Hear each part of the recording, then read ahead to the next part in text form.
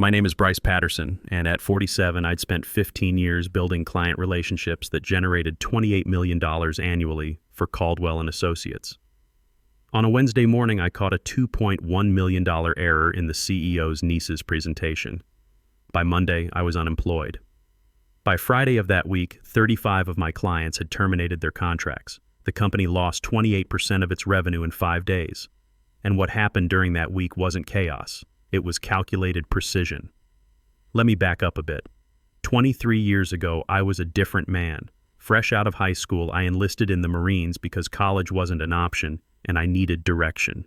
8 years of service taught me things you can't learn in business school: discipline, attention to detail, how to stay calm when everything's falling apart. Most importantly, how to plan an operation and execute it flawlessly under pressure. When I left the Corps at 31, I met Laura at a veterans job fair. She was volunteering, helping guys like me transition to civilian life.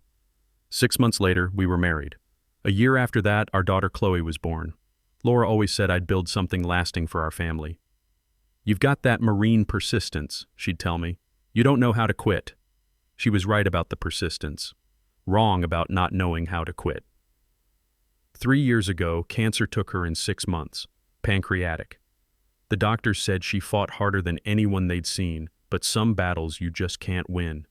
Before she died, she made me promise to take care of Chloe's education. "Whatever it costs," she whispered, "give her what we never had." That Wednesday started ordinary enough. I'd arrived at 6 a.m. to review quarterly projections for our enterprise clients. The building was empty, just the way I liked it. No distractions, no office politics, just me and the numbers. My fourth cup of coffee sat cooling while I refined figures for accounts I'd personally grown from small contracts into multi-million-dollar partnerships. These weren't just revenue sources. They were relationships built on trust, reliability, and never making careless mistakes. After 8 years in the Marines, followed by 15 years in consulting, I knew the value of attention to detail. More importantly, I needed this job. Chloe was a junior at Northwestern, and those tuition bills weren't getting smaller. $60,000 a year, and that was just tuition. Add room, board, books, and you're looking at $80,000 annually. I was reviewing the Clearwater Technologies account when my phone buzzed. Text from Chloe. "Dad, got my spring semester grades. Dean's List again. Can't wait to show you this weekend." I smiled and texted back. "Proud of you, kiddo. Mom would be too." That's when I heard the elevator chime. 6:45 a.m. and someone else was already here. Unusual, but not unheard of. What was unusual was hearing heels clicking down the hallway toward my office. The boardroom filled by 8:30. Gregory Walsh from Clearwater Technologies checked his tablet in the corner. Miranda Stone from Atlas Financial discussed her son's college plans with another client. These executives trusted me with budgets that funded entire divisions. I'd earned that confidence through late-night crisis calls, saved campaigns, and 15 years of flawless execution. Gregory caught my eye and nodded. We'd been working together for 7 years now, since his company was just a regional player. Under my guidance, they'd expanded nationally and were now eyeing international markets. The presentation today was crucial. Their board was deciding whether to approve a $2.1 million digital expansion that could make or break their next 5 years. "Morning, Bryce," Miranda said as she passed my chair. "Ready for another successful quarter?" "Always," I replied. But something felt different today. There was tension in the air, like the calm before a storm. In the Marines, we called it situational awareness. When something's about to go sideways, you feel it in your gut before your brain catches up. Then Sophia Caldwell entered, 24 years old, 6 weeks into her role as Senior Strategy Director, a title invented specifically for her when she appeared fresh from business school. Her uncle, Howard Caldwell, had founded Caldwell and Associates 25 years ago, and Sophia was his only niece. She carried herself with the confidence of someone who'd never faced real consequences, never had to earn respect the hard way. "Good morning, everyone." Her voice had that MBA enthusiasm, all polish and no substance. "I've made some strategic optimizations to our presentation." Strategic optimizations. In my world, those words meant trouble. In the military, we had a saying, "Prior planning prevents poor performance." Sophia's planning was about to prove that saying right. I opened her revised deck on my laptop and my stomach dropped. Slide 18 showed the budget breakdown for Clearwater's digital expansion. The numbers were catastrophically wrong. She'd misplaced a decimal point, inflating a $2.1 million investment into a $21 million fantasy that would bankrupt the entire project. For a moment, I sat there staring at the screen. This wasn't a small mistake. This was the kind of error that destroys companies, ends careers, and costs people their jobs. Gregory's company couldn't handle a $21 million expense. Hell, most companies our size couldn't. If they approved this by mistake, Clearwater would be out of business within 6 months. I looked up at Sophia, who was adjusting her presentation slides with the casual confidence of someone who had no idea what she'd just done. Around the table, our clients were settling in for what they thought would be a routine quarterly review. Gregory was smiling, probably thinking about how this expansion would finally put his company on the map. The Marine in me knew what I had to do. In the Corps, you don't let your squad walk into an ambush just because correcting the situation might be uncomfortable. You speak up. You do what's right, even if it costs you. I stood carefully, keeping my voice level and professional. Sophia, we need to review slide 18 before continuing. Her expression shifted from confident to defensive in half a second. I spent hours perfecting those numbers, Bryce. The decimal placement shows $21 million for Clearwater's rollout. Our agreed figure is $2.1 million. The room went dead quiet. Gregory's head snapped up, his smile disappearing. $21 million for 1 quarter? It's a transcription error, I said quickly, pulling up my original deck. I have the correct figures here. That's when I saw Sophia's face flush red with embarrassment and something else. Anger. Pure, entitled anger that someone had dared to question her work in front of clients. I don't appreciate being contradicted in front of clients, Bryce. Contradicted. As if preventing a disaster that could destroy 3 years of partnership was a personal insult. As if saving Gregory's company from potential bankruptcy was somehow inappropriate. I opened my mouth to respond, but that's when I saw him. Howard Caldwell stood in the doorway, having arrived just in time to witness his niece's humiliation unfold. Our CEO rarely attended these meetings anymore, delegating operational work to those who understood it. But here he stood, watching his niece's embarrassment unfold in front of our most important clients. Howard Caldwell was 59, silver-haired, and had that executive presence that came from 25 years of building a company from nothing. He also had that look in his eyes that I'd seen before in commanding officers who were about to make someone's life very difficult. Perhaps a brief recess, Howard suggested, his tone carrying that dangerous calm that preceded executions. In the Marines, we called it command voice, quiet, controlled, absolutely final.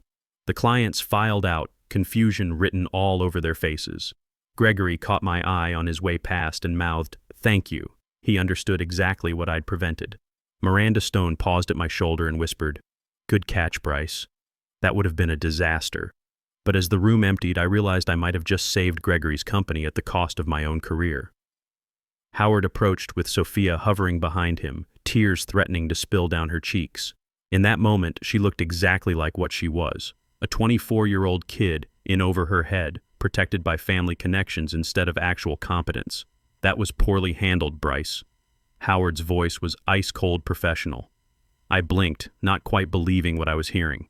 I prevented a $2.1 million miscommunication that could have destroyed our credibility with Clearwater. You embarrassed a senior member of my team in front of clients. I protected our clients' interests. That's what you pay me to do. His smile was thin and sharp. Did I? That's when I understood. My 15 years of building this company meant nothing. The relationships I'd cultivated, the revenue I'd generated, the late nights and weekend calls, none of it mattered. What mattered was that I'd made his niece look incompetent in front of people who wrote million-dollar checks, which, of course, she was incompetent. But that wasn't the point. The meeting resumed with my original, correct numbers. Gregory approved the $2.1 million expansion without hesitation, probably relieved that someone was actually paying attention to details. But the atmosphere had completely changed. Sophia sat silent for the rest of the presentation, stabbing her notepad with her pen like she was trying to kill it. Howard stayed for the entire meeting, his presence a dark promise looming in the corner. After the clients left, Gregory lingered. He was a good man, early 50s, had built his manufacturing company from a garage startup into a regional powerhouse. We'd worked together for 7 years, and he'd never hesitated to give me credit for his growth. Bryce, that was close. If we'd approved those numbers. He glanced toward the direction where Howard and Sophia had disappeared. My board would have had my head. You literally saved my company today. Just doing my job, Gregory. No, you went above and beyond. Again. He paused. Watch yourself, though. I've seen that look before. Politics are about to get ugly. But I was already watching. In the Marines, you learn to read situations fast. You learn when the mission's compromised, when command is making bad decisions, when it's time to start planning for the worst-case scenario. What I didn't know was that Howard had already made his decision. The rest of the afternoon felt like waiting for an IED to go off. I tried to focus on other accounts, but my mind kept drifting to that moment in the boardroom, to Howard's expression when he realized his niece had screwed up in front of paying clients, to Sophia's entitled rage when I'd corrected her mistake. Around 4 p.m., I called my old Marine buddy Jake Morrison, who now ran security for a Fortune 500 company in Chicago. We'd served together in Afghanistan, and he was the closest thing I had to family besides Chloe. You sound stressed, brother, Jake said after I'd explained the morning's events. Something's coming. I can feel it. Trust your gut. It's kept you alive this long. He paused. You got backup plans? I've got client files backed up to personal cloud. Technically against policy, but you're not an idiot. Good. Corporate warfare's just like the real thing. You need exit strategies. We talked for another few minutes about nothing important, the kind of conversation that helps center you when the world's about to go sideways. Jake had always been good at that, keeping perspective when everything else was chaos. The email arrived at 4:47 p.m. Subject: Mandatory HR meeting, immediate. I'd been with Caldwell for 15 years and had never received an urgent HR summons. The Marines had taught me to stay calm under pressure, but this felt different. This felt personal. I saved everything I was working on, backed up my client notes one final time, and closed my laptop. The backup to my personal cloud was technically against company policy, but 15 years of experience had taught me that policy was for people who trusted their employers to act fairly. Walking to HR felt like walking to a court-martial. Caldwell's offices occupied the 32nd floor of a downtown high-rise, all glass walls and expensive minimalist design that cost more than most people's houses. I'd helped build the relationships that paid for those marble floors and designer furniture. I'd brought in the clients whose fees funded the executive bonuses and company retreats. The HR department was on the opposite end of the building from my office, and the walk gave me time to think. In the military, when they're about to discharge you, there are procedures, due process, documentation. In the corporate world, especially in at-will employment states, they can destroy your career with a single conversation and a security escort. Diane Carter sat behind her desk like an executioner who'd rather be anywhere else. She was good people, had always been fair, had helped me navigate the bureaucracy when Laura was sick and I needed family leave. But today she looked miserable, like someone had given her orders she didn't want to follow. Howard occupied the chair beside her desk, hands folded, expression unreadable. Sophia wasn't there. She wouldn't dirty her hands with the actual execution. Bryce, please sit, Diane said, her voice carrying that HR tone, professionally sympathetic, legally airtight, utterly final. I sat down and looked directly at Howard. If they were going to do this, they'd have to look me in the eye while they did it. Howard spoke first. We've received concerns about your management approach, particularly your interactions with senior team members. My management approach that had maintained 100% client retention for 15 consecutive years. Your inability to collaborate with new leadership, Diane read from her notes, and creating hostile environments for developing executives. Developing executives who nearly cost us $2.1 million this morning. This isn't about this morning, Howard said, but we all knew it was. We're terminating your employment effective immediately, Diane continued. Security will escort you to collect your belongings. You'll receive 3-week severance and benefits through month's end. For a moment, nobody spoke. I'd known this was coming since 4:47, but hearing it officially still hit like a punch to the gut. 15 years. 15 years of building their business, protecting their reputation, growing their revenue, gone in a conference room conversation that lasted less than 5 minutes. On what grounds? I asked, though I already knew the answer. At-will employment. No cause required. And my clients? Howard's smile was cold and certain. Caldwell's clients will continue receiving excellent service from our team. That's when I almost laughed. He actually believed it. He actually thought client loyalty was transferable, that relationships were property of the company instead of the people who built them. He was about to learn exactly how wrong he was. Security arrived before Howard finished talking. Paul Martinez, who I'd given holiday bonuses to for 8 years, looked absolutely miserable as he waited to escort me out. We talked about his kids, his wife's nursing school graduation, his dreams of buying a house. Now he had to walk me out like a criminal. "I'm sorry about this, Mr. Patterson," Paul whispered as we headed toward my office. "Not your fault, Paul. Just following orders." 15 years condensed into a cardboard box. The world's best dad mug Chloe had given me for Father's Day. The small American flag from my Marine unit reunion. A photo from last year's company retreat where I'd closed the biggest deal in Caldwell's history. 30 seconds to pack up a career that had defined my adult life. I looked directly at the security camera above my desk. Howard would review this footage later, searching for tears, breakdown, or defeat. Instead, I gave him something else. I smiled at the lens and said very clearly, 5 days. Paul shifted uncomfortably. "Sir?" "Nothing, Paul. Just thinking out loud." My phone buzzed before I reached the parking garage. Gregory's name lit the screen. "What the hell happened? Miranda just texted me that security walked you out. I've been terminated. Effective immediately. Over this morning's incident." "That's insane. You literally saved our project today. You saved my company." Apparently, my management style conflicts with new team dynamics. He cursed creatively. "This is Howard protecting Sophia. Bryce, you prevented a disaster that would have bankrupted us." "I appreciate that, Gregory. Where are you going now?" "Home to figure out next steps. We need to talk soon. Very soon. This isn't right." I sat in my truck in the parking garage, that cardboard box in the passenger seat like evidence of a crime. 15 years. I'd given them 15 years. Built relationships worth $28 million annually, saved countless projects from disaster. And it ended at 4:47 p.m. on a Wednesday because I'd had the audacity to do my job correctly. But as I drove home, Howard's words kept echoing. Caldwell's clients will continue receiving excellent service from our team. He actually believed that. He thought the relationships belonged to the company, that clients cared about letterhead and corporate names instead of the people who'd earned their trust. He was about to discover exactly how wrong he was. Home felt different when you returned unemployed. Same apartment overlooking Lake Michigan, same photos of Laura and Chloe on the mantle. But now I was on the outside of the world I'd built. I poured 2 fingers of bourbon, the good stuff Laura had bought me for our 10th anniversary, and opened my personal laptop.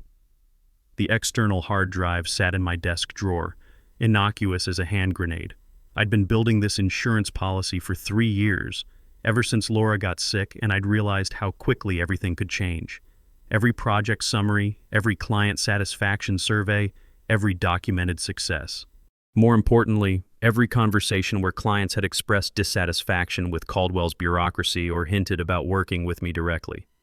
"Would you ever consider going independent, Bryce? If you started your own firm, I'd want to know immediately. What would it take to work with you directly instead of going through all these corporate layers?" I'd deflected those questions professionally for years, but I'd remembered every single one. Tonight, those memories were about to become my battle plan. My phone rang. Simon Murphy, corporate attorney and longtime client. We'd worked together for 6 years, and he was the kind of lawyer who understood the space between legal and lethal. "Heard you had an interesting day," Simon said without preamble. "News travels fast. Miranda called me, then Gregory, then about 6 other people. The entire executive network is buzzing. You've got everyone's attention. I need legal advice. Figured you might. Coffee tomorrow morning. The place on Michigan Avenue. Make it 7 a.m. We need to talk before you do anything that can't be undone." After we hung up, I spent the night organizing files like planning a military operation. Client contracts, renewal dates, pain points, relationship histories. The business plan I'd been unconsciously developing for years started taking shape in spreadsheets and strategy documents. Around midnight, I called Chloe at Northwestern. She was probably studying. Pre-med students never slept. "Dad, it's late. Everything okay? Just wanted to hear your voice, kiddo. How are classes? Brutal, but good. Organic chemistry is trying to kill me, but I think I'm winning. She paused. You sound weird. What's wrong? I almost told her everything. About the firing, about the uncertainty, about wondering how I'd pay her tuition next semester. But that wasn't fair. She was 20 years old and had enough stress without worrying about money. Just a tough day at work, nothing I can't handle. Aunt. You sure? You know you can tell me anything, right? We're a team. That's when my throat got tight. Laura used to say the same thing. We're a team. After she died, Chloe had stepped up in ways that broke my heart and made me proud at the same time. I know, sweetheart. Get some sleep. I love you. Love you too, Dad. At 2 a.m., I finally closed my laptop. Tomorrow would begin the most important operation of my civilian life. I'd either build something that would secure my daughter's future, or I'd destroy any chance I had left in this industry. But as I lay in bed staring at the ceiling, I kept thinking about Howard's arrogant certainty that he'd won. He had no idea what he'd started. In the Marines, we had a saying, never corner a man with nothing left to lose.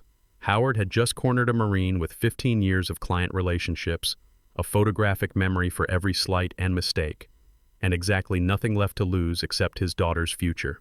5 days. I'd given him 5 days to realize his mistake. Day 1 began at 6:55 a.m. sharp. I met Simon at our usual place, a small coffee shop near the financial district where executives went to make deals they didn't want overheard. He'd already ordered and brought an annotated copy of my non-compete agreement. Section 7, subsection B, he said, highlighting text with a yellow marker. You cannot directly solicit Caldwell clients for 12 months, cannot approach them with competing offers, cannot encourage them to breach existing contracts. I know what it says, Simon, but here's what it doesn't say. He flipped pages, pointing to gaps in the legal language. Doesn't prevent you from announcing your professional availability. Doesn't stop clients from reaching out to you independently. Doesn't prohibit you from existing in the same industry.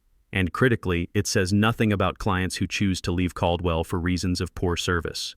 So if they're dissatisfied with their new account management, that's their independent business decision. You can't create the dissatisfaction, but if it already exists, due to incompetence or neglect. He shrugged. Market forces. By 9 a.m., I'd crafted my LinkedIn announcement, every word carefully chosen. After 15 incredible years at Caldwell & Associates, I'm exploring new opportunities in strategic consulting, grateful for the relationships built and trust earned. While I consider next steps, I remain passionate about client success and genuine partnership. Neutral, professional, absolutely loaded with subtext for anyone who could read between the lines. I posted it and waited. My phone exploded within minutes. Text messages, LinkedIn notifications, emails to my personal account, all flooding in simultaneously. I waited for the names that mattered most. Miranda from Atlas Financial. Saw your update. Can we talk? Gregory from Clearwater. What happened? Call me ASAP. Patricia Reed from Aurora Systems. Free for lunch today? I responded with careful neutrality. Appreciate you reaching out, taking time to evaluate options, but always happy to connect with valued colleagues. By 11 a.m., I'd fielded 8 calls. Each followed the same pattern. Shock at my departure, fishing for details, then the crucial question, what are your plans? Still figuring that out, I'd respond. But I want to work with people who value genuine partnership over corporate bureaucracy. I wasn't soliciting, I was existing. If they read meaning into that existence, that was their prerogative. The most telling call came from Patricia at Aurora Systems. We'd worked together for 8 years, building her aerospace component company from a regional player to a national powerhouse. Bryce, I need to tell you something. Sophia Caldwell just emailed about taking over our account. Patricia's voice was tight with frustration. She misspelled our company name twice and seems to think we manufacture software instead of jet engine parts. I said nothing, legally safer. Our tagline is literally precision aerospace components. It's on every piece of correspondence. How do you confuse that with software? Patricia sighed. I'm not asking you to say anything inappropriate, but if you start something new, something that actually understands client businesses, I'd be very interested. Hypothetically. I appreciate our friendship, Patricia. These past 8 years have meant everything to my professional development. Friendship, right? Friends keep in touch regardless of corporate politics. By the end of day 1, I had 12 stars next to client names on my spreadsheet. 12 companies expressing various levels of dissatisfaction with the transition process. Day 2 brought the co-working space tour. Downtown location, professional address, conference room access. The manager, a sharp woman in her 40s, recognized my name immediately. "We'd be honored to have you here, Mr. Patterson. Your reputation precedes you. When could you start?" "Today, if possible." By noon, I had a desk, business cards being printed, and 2 phone calls that changed everything. First was Gregory. "Emergency situation, Bryce. Sophia forgot to submit our contract renewal paperwork. It was due yesterday. Legally, we're out of contract with Caldwell as of this morning." My heart raced. In military terms, this was the enemy making a tactical error that opened up the entire battlefield. "Do you have copies of the original terms?" "That's why I'm calling. Please tell me you still have our documentation." I had everything. Every contract, every amendment, every renewal for the past 7 years. "I can help you with that information, Gregory. As a friend." Second call was from Jordan Fields, the brilliant analyst who'd left Caldwell after Howard passed them over for promotion. "I heard through the grapevine that you might be building something. I've been waiting 3 years for you to break free. Interested in a conversation?" "I'm interested in finally working somewhere that values competence over connections." Days 3 and 4 blurred together in a symphony of corporate chaos and strategic precision. Sophia's mistakes multiplied exponentially. Wrong presentations sent to wrong companies. Confidential client information accidentally forwarded to competitors. Contract renewals forgotten.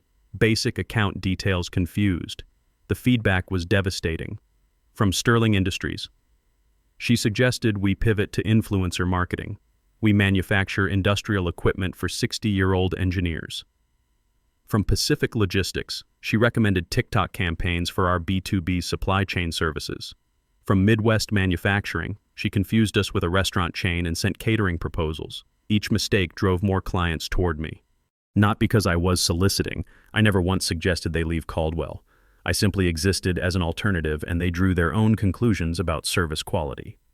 The final domino fell on day 4, when Howard made his biggest mistake. Facing mounting client complaints, instead of addressing the service issues, he doubled down on nepotism. Company-wide email announced Sophia's promotion to Executive Vice President of Client Relations. They actually promoted her. After 4 days of disasters that would have gotten any other employee fired, they gave her a bigger title and more responsibility. My phone exploded. Clients who'd been on the fence were pushed over the edge by this final insult to their intelligence. "This is the last straw," Miranda told me during our coffee meeting. "They're telling us that our concerns don't matter, that family connections trump competence." By Friday evening, 35 major accounts had formally terminated their contracts with Caldwell and Associates. Combined annual value, $28 million. Company revenue loss, 28% in exactly 5 days. Howard called me that evening. His voice was controlled, but I could hear the desperation underneath. "We should talk, Bryce. This situation has gotten out of hand." "I'm not sure what you mean, Howard. I've been exploring new opportunities, just like I told everyone. You orchestrated this. Deliberately sabotaged our client relationships. I've done nothing but respond when former colleagues reached out to me. If your clients choose to work with people who understand their businesses, that's market dynamics." Long silence. "What do you want?" There it was. The moment complete power shifted. "I don't want anything from you, Howard. I already have everything I need. Integrity, expertise, and the trust of people who matter. The board is demanding answers. Sophia is..." He stopped. "Sophia is what, Howard?" "She's tendered her resignation. Effective immediately, 4 days. She'd lasted 4 days in her promotion before the pressure became unbearable. My price for consulting on this transition would be watching you explain to your board how nepotism cost them $28 million in revenue. This isn't over. You're absolutely right. It's just beginning." 6 weeks later, I signed incorporation papers for Patterson Strategic Consulting. Real office space on the 28th floor, view of Lake Michigan. Team of 15 exceptional professionals who'd followed me from various firms. The sweetest moment came when I opened Northwestern's payment portal and clicked Pay in Full for Chloe's senior year tuition. $80,000 paid without touching savings. Dad, Chloe said over video chat that evening, I heard about everything. Mom would be so proud. She always said I'd build something lasting for our family. Took longer than expected, but I kept that promise. Howard's LinkedIn update appeared the following week. After 25 years of leadership, I'm stepping down as CEO to explore new opportunities. The board had forced him out. Comments told the real story. Decimal point disasters, misspelled client names, $28 million in lost revenue because he chose family loyalty over business competence. Sometimes the person fired on Wednesday becomes the competition feared by Monday. 5 days, 35 clients, one Marine who refused to let anyone else define his worth. Patricia sent the perfect text message that summed everything up. Never underestimate the person who built your empire. This wasn't revenge. This was resurrection. Howard had tried to bury my career, but he'd actually freed me to build something better than I'd ever imagined possible. Laura had been right. I didn't know how to quit. But I'd learned something even more valuable. I knew exactly how to win. Sometimes the biggest favor your enemies do is underestimating you, because when you prove them wrong, you don't just defeat them, you discover who you were meant to become all along.